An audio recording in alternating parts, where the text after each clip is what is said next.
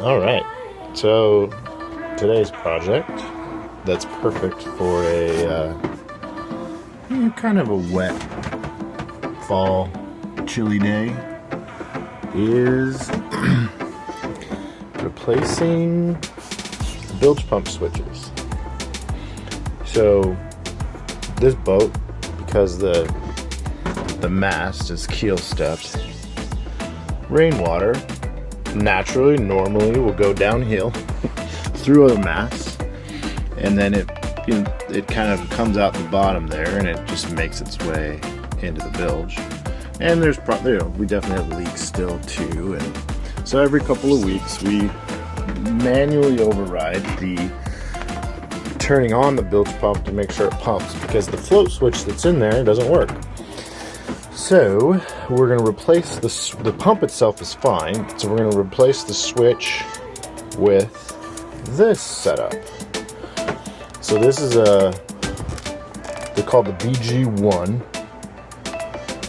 It's a smart sensor, so that when it detects oil, fuel, diesel in the water, it will not pump overboard. Then I'm also going to install this high water sensor that'll let off a shriek with this alarm in case the water gets high. For whatever reason, if our bilge pump and switch fails, the water will get higher and then set this off. The switch comes with it doesn't come with, but I bought the advanced bilge pump control panel. It's fused there with auto off and manual mode, and then a digital counter that counts how often the bilge pump has gone off. We're going to be mounting this switch to the pump itself with this bracket, and then we got a junction box that's watertight to make all the connections. So in theory, that'll make it easier. So all of this can be controlled with an app, a Bluetooth app, so you can configure the settings, how long it should run, things like that. So that's the goal, to get this installed today, maybe. But I got Bella as a little helper over here, so should go easy with her help. Alright, bilge update. So we left off with all the equipment out, the kit, and we got the floorboards pulled up. Bilge pump is right there, that's that. Moved all of my workstation outside so I could, on my monitors and my laptop, so I could get to the panel. Pulled the panel down, and this right here was disconnected. So I thought, what if we connect that? Sure enough, now it's flipped to auto and it works. So our float switch actually ended up working. It was just disconnected at the panel, and I can prove that it works by taking my boat hook, go right down in here, and pushing up on the float switch, and give it a listen.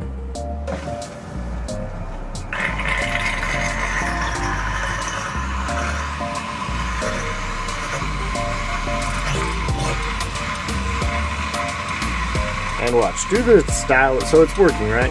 But here's something interesting to see. So due to the style of the pump, as soon as I let go on this, all the water that was in the line itself comes flooding back. Which is a separate problem, not related to this project at all. That's the nature of this style of centrifugal pump.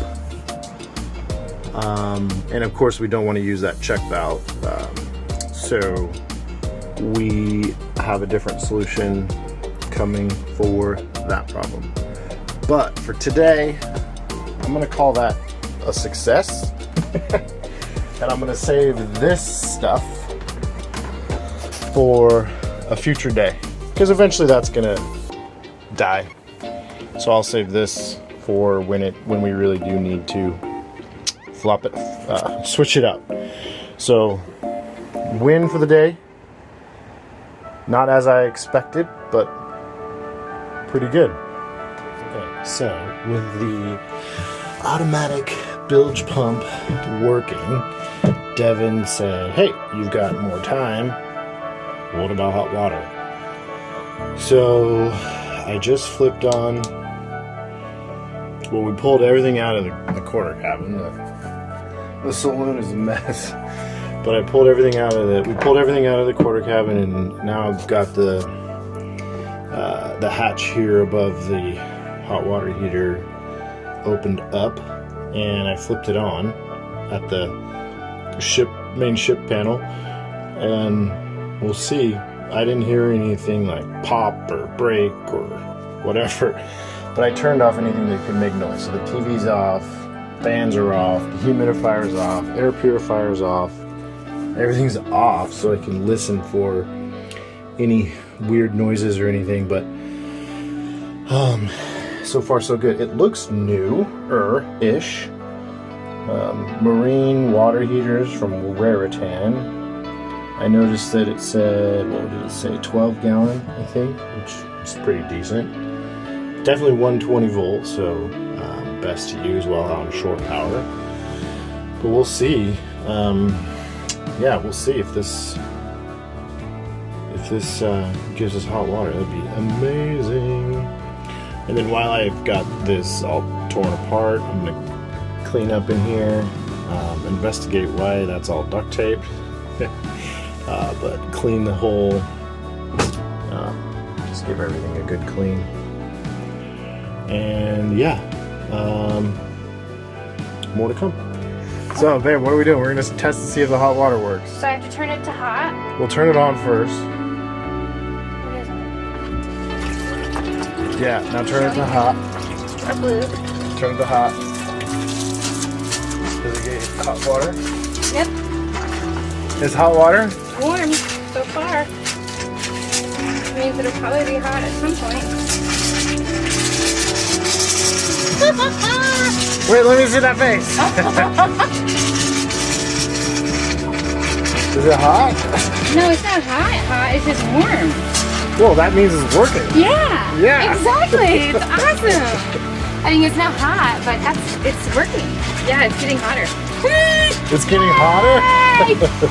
It's getting hotter. Oh, it's turning purple. Yeah, that's how you know, because it'll be red when it's all the way hot. Because that's what it did when we ran the engine and then turned on the water. It was already on. Oh yeah, look at that. Setting. Yeah. So it's like, how hot are we gonna get? And Ooh, that's pretty toasty, babe. that is really great. We have hot water to wash We our have dishes hot water. Wash our hands. and our hands. Yeah. Yeah, nice. Oh, awesome. It doesn't go to the shower though, right? It just goes to the sink. I don't know. It might go to the jar. Very good. Yes. So while I've got the quarter cabin torn apart, what we've noticed when we first were going through the boat, the previous owner used this locker as like a heated wet locker. So there was a solid state heating bar in the bottom, and it was pretty corroded. And then when I pulled it out, it basically just disintegrated in my hands. And I just left it at that. Didn't think twice. Just, okay. But that heat had to come from somewhere. And it was coming off of this electrical outlet, which you see the brown wires going into the top of the electrical outlet there. So electrical outlet, backside of it, those brown wires, that was the end of that heating element. So we're gonna pull that cover off and pull that out. just to get extra safe. Okay, update on the heating element. There it is. It's pretty gross. And when I pulled the outlet off, this wasn't even connected. It was just loose in the box. So, crisis averted, it wasn't connected, but if it wasn't connected, why is it still in the boat? So we'll just take it off. Alright, so what I was hoping to do is, let's turn it off, you can see fine, is when we had our boat surveyed, they recommended GFCI outlets, outlets at all junction boxes or electrical boxes. So, new on the left, old on the right. But, look at how much bigger, if I can hold it right, look how much bigger the new one is compared to the old one. So it's lined up over here on this side, and then look at how much bigger it is. So the new one won't actually fit in this box here. So this will go back, and I'll have to get all new ones of these. And yeah, then I can put the GFCIs in. But in order to do that, that means I'm going to have to cut this hole bigger. So bigger box, bigger hole, bigger outlet. Bigger is better? I don't know. But anyways, we use this for our dehumidifier and our air purifier, so this is going to go back in for now. Okay. Update. Outlets back together. Works. Now I noticed that this hatch cover here, this floor hatch, it has one of these finger pulls, but the little finger pull is broken off. So I think I have a replacement. So I'm gonna go find the replacement first and then see if I can pull that up and replace it. Okay, I think I found the replacement for that. Looks like a pretty close match, and you can see the problem here. I'll show you. So what it's supposed to do is this little thing lifts up, and then you can pull the hatch up like that. But this one is broken off, so that should be a pretty much a drop-in replacement. We'll see how that looks. So, alright, got this guy in. So now, when I get into this hatch, just pull the little loop. Very good. The screws are all kind of stripped out too, so I replaced those. Cleaned it all as much as I could around the edge and then in there along the sides and everything too. So yeah, this is looking pretty good. Next, I think I will probably put the Froley mattress.